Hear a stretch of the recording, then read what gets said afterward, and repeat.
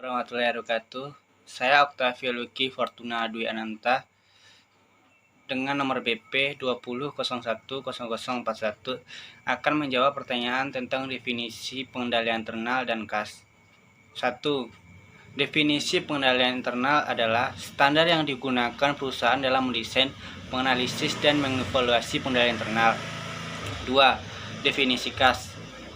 Definisi kas adalah alat pertukaran yang dimiliki perusahaan dan siap digunakan dalam transaksi perusahaan setiap saat diinginkan. 3. Pengendalian internal terhadap penerimaan pembayaran kas.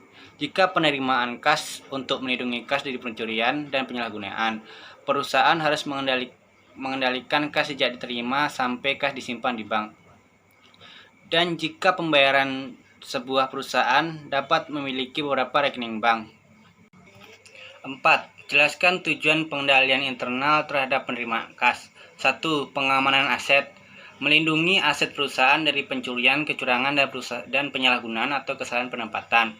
2. Informasi akurat. Bahwa pengendalian internal dimaksudkan untuk meningkatkan keandalan data serta catatan-catatan akuntansi dalam bentuk laporan keuangan. 3. Kepatuhan terhadap hukum dan regulasi. Bahwa pengendalian internal dimaksudkan untuk meningkatkan hukum dan peraturan yang telah ditetapkan pemerintah. 5. Jelaskan tujuan pengendalian internal terhadap pembayaran kas. 1. Pengendalian internal atas pengeluaran kas harus memberikan jaminan bahwa pengeluaran dilakukan hanya untuk transaksi yang diotorisasi. 2. Pengendalian kas harus memastikan bahwa kas digunakan secara efisien. 3. Sistem voucher dipastikan bahwa apa yang dibayarkan adalah apa yang benar-benar dipesan, diterima, dan ditagih oleh pemasok. 6. Jelaskan pengendalian kas internal untuk kas kurang atau kas lebih. Kasir dapat melakukan kesalahan memberi uang kembalian kepada pelanggan atau masukkan penjualan tunai. Sebagai akibatnya, jumlah uang di tangan berbeda dengan jumlah penjualan tunai. Selisih tersebut akan dicatat dalam akun kas kurang atau kas lebih. Pengendalian internal untuk kas yang diterima melalui cek atau giro.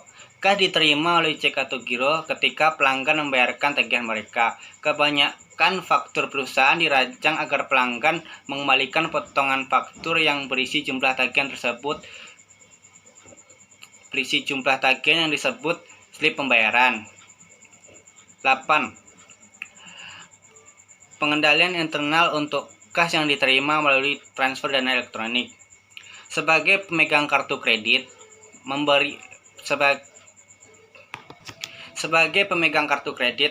kuasa kepada bank penerbit kartu kredit untuk membebankan tagihan-tagihan rutin seperti telepon seluler, internet, dan jasa listrik ke kartu kreditnya.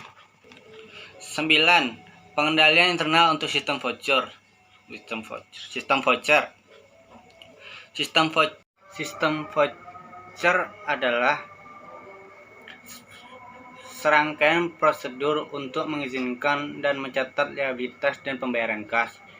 Voucher adalah suatu dokumen yang memberikan bukti pemberian izin pembayaran kas atau melakukan transfer dana elektronik. Tagihan yang telah ditandatangani dapat dianggap sebagai voucher. Saat voucher disiapkan untuk pembelian barang, voucher dilengkapi dengan faktur dari pemasok, pesanan pembelian, dan laporan penerimaan barang. Terima kasih.